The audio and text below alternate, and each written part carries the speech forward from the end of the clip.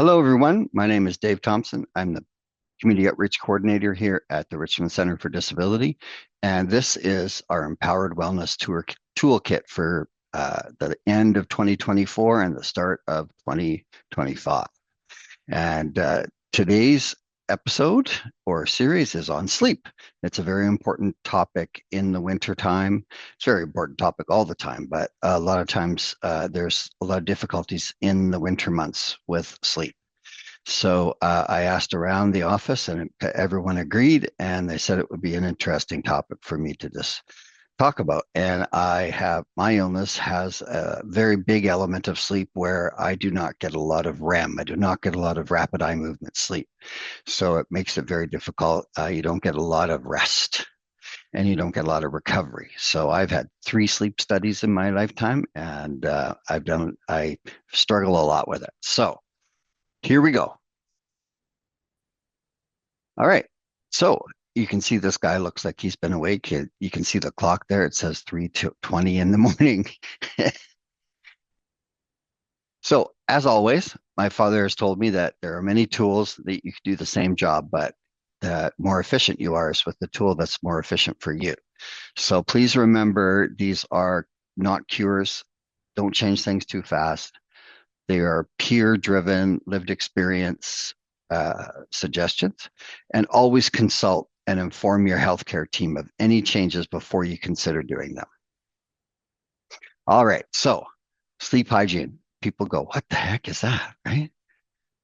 Because we know personal hygiene, we know our dental hygienist. A lot of people go, what the heck is sleep hygiene? I've never heard of that. So sleep hygiene is a term that refers to healthy habits, behaviors, and environmental factors that you can take charge of to help you get a good night's sleep. There are a lot of factors sometimes in a household that affect your sleep. You could have construction outside if you're a shift worker, there's all kinds of different things. So these are the steps that you can take to protect or ensure your sleep is as good as it can be. So, but reminder, sleep problems can be the result or the indication of various other medical conditions. Therefore, it's very important you discuss your sleep problems with your doctor. So make sure if this is something that has started to become a problem, that you discuss it with your doctor. After your doctor checks it out, your doctor will most likely suggest the same thing and go, well, let's start here. That doesn't seem to be any serious medical issues we have to deal with, but let's look at your sleep hygiene. So let's get started. Here is the first one. Create a comfortable sleep environment. Kind of sounds redundant. Of course, that's what everyone does, right? But especially with COVID, as you started working in your bedroom and on your computer, and we started getting, all these other things, you started realizing that my bedroom has become a multi-purpose room. So it's time to bring it back to what it was meant for, right? So you want comfortable bedding, you want a supportive mattress, you don't want it to be too hot. So you want to make sure you can control the temperature, the noise, and you block out the light. And so you got to get your mindset back on considering that this is what this space is for. You got to relax. So taking a hot bath, trying no sort of an hour of no screens can really calm your eyes down and whatnot. Listen to relaxation, do meditation, calming music, or whatnot else. Prepare yourself for it. You can't just be running a marathon and go, okay, I got to go to bed, right? Your heart rate's going bum bum bum, right? You got to prepare yourself. Have a snack. There's lots of people that say you shouldn't eat at night because your body is having to digest and work harder.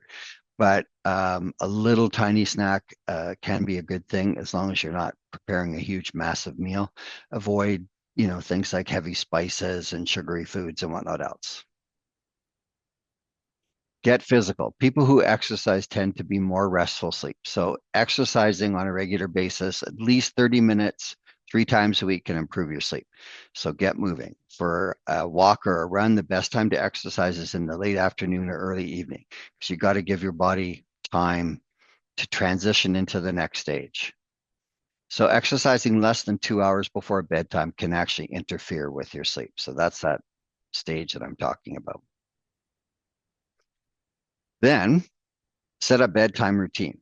Have a bedtime routine, cues your body that it's time to sleep. And what happens in the wintertime, especially holidays, is that bedtime routine gets screwed up. You may have to give your bed up to a visiting guest. You may have parties and things like that, and your whole schedule gets thrown into whack, out of whack.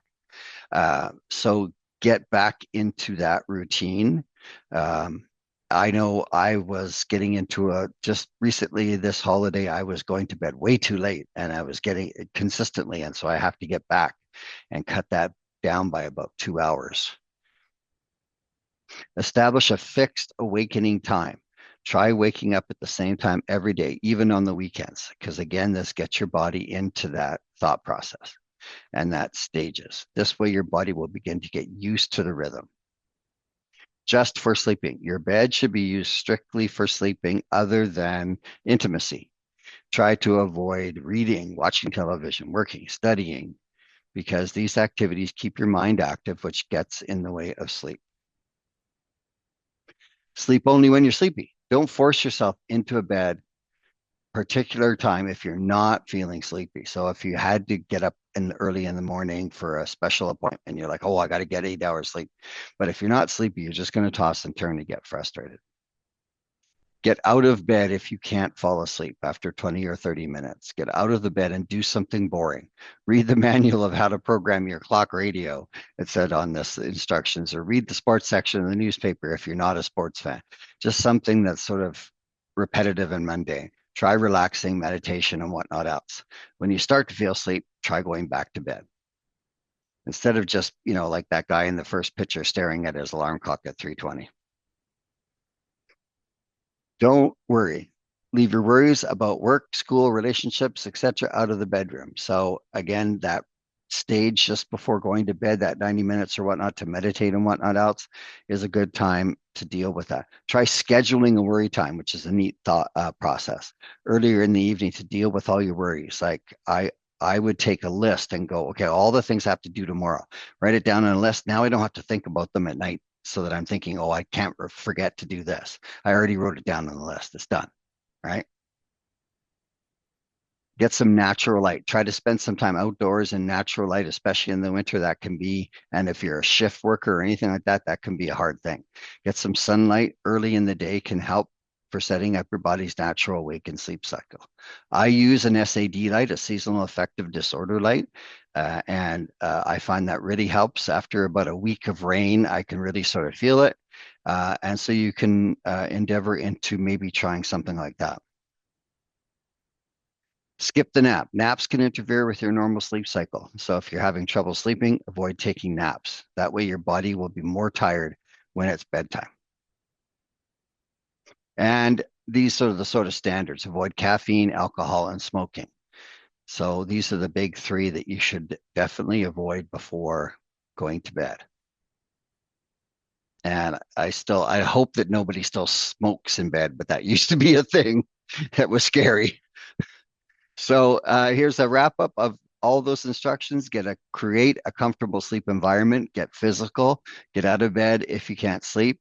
Try not to worry. Set a bedtime routine. Sleep only when sleeping. Use your bedroom just for sleeping. Create a fixed awakening time. Skip the naps. Have a snack. Avoid caffeine, alcohol, and smoking.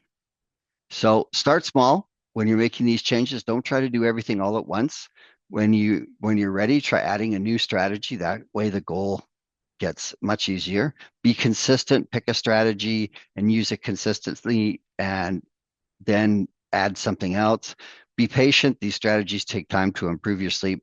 In fact, sometimes you can get a little bit worse before you get better, but you got to hang in there and chart your progress. Use a sleep diary form to keep track of the strategies you're using or on weekly progress. So how many did you get? Some people use their Fitbits or their exercise trackers. They help with the sleep. You can get those. That's something I got for Christmas that I'm going to be trying this year. And my tip specifically, check and monitor the age of your mattress. A lot of people forget, when was my mattress? How old is that? Change your pillow. This is another thing. You go to visit somebody buddy's house and they pull out a pillow that you're like, hey, I think we grew up with that pillow in our and you're like, the pillow's like older than you. Pillows are really easy to buy. They're much easier to buy than a mattress. And there's so many different types, right? And you can go and you can test them and everything. So that could be a really quick fix. A mattress topper sometimes can be a little bit better than changing your whole mattress, less expensive. So you can look at that as an option. A weighted blanket was something that came out a couple of years ago. They really hold you down if you're a real mover and sleeper, and they kind of give your body the effect of being hugged. And sometimes that can really sort of mess with the mind and feel very much more relaxed. So it's you can get them in different weights. And there's all kinds of other sleep gadgets, but make sure if you'll see snoring advertisements, anything to put in your mouth or your nose, you should definitely consult your doctor before you do it. I would stick to things that maybe affect the room, like soothing lights or sounds or anything like that. Try those things out one at a time, but stay away from anything that you have to put in your mouth or your nose unless you consult with your doctor. And thank you for your time today. As always, we're here at RCD. These are our socials, and I hope you're enjoying the Empowered Wellness Toolkit.